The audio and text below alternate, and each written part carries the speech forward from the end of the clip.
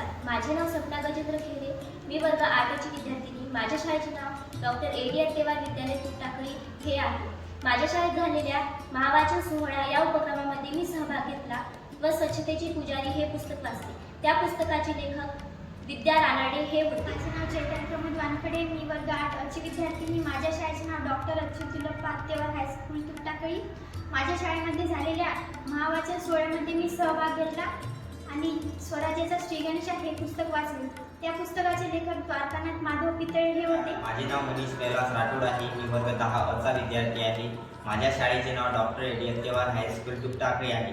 तर माझ्या शाळेमध्ये नुकत्याच झालेल्या महावाचन सोहळ्यामध्ये मी सहभागी झालो होतो. त्यामध्ये मी आपल्या मुलांना यशाच्या शिखरावर पोहोचवा हे पुस्तक वाचले. त्यांच्या लेखिका सौ श्रीपा शहाणे हे होत्या.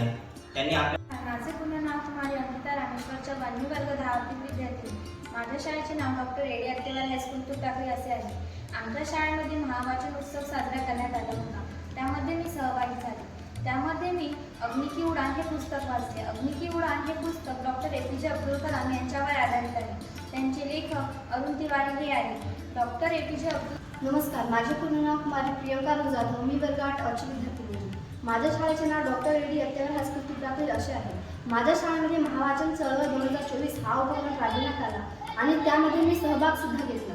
तर त्यामध्ये मी प्रकाश वाटा हे पुस्तक वाचले आणि त्या पुस्तकाचे लेखक डॉक्टर प्रकाश आमटे हे होते. माझे नाव अक्षय दिलीप डोळस. मी 10व्या अ वर्गातली विद्यार्थिनी आहे. माझ्या शाळेचे नाव डॉक्टर ए.डी. अत्तेवार हायस्कूल तुकटाकळी हे आहे. महावाचन चळवळ या उपक्रमात मी भाग घेतला होता. त्या उपक्रमात मी श्यामची आई हे पुस्तक वाचले. श्यामची आई या पुस्तकामध्ये आईचे मातृत्व वात्सल्य या गोष्टींचा उल्लेख केलेला आहे.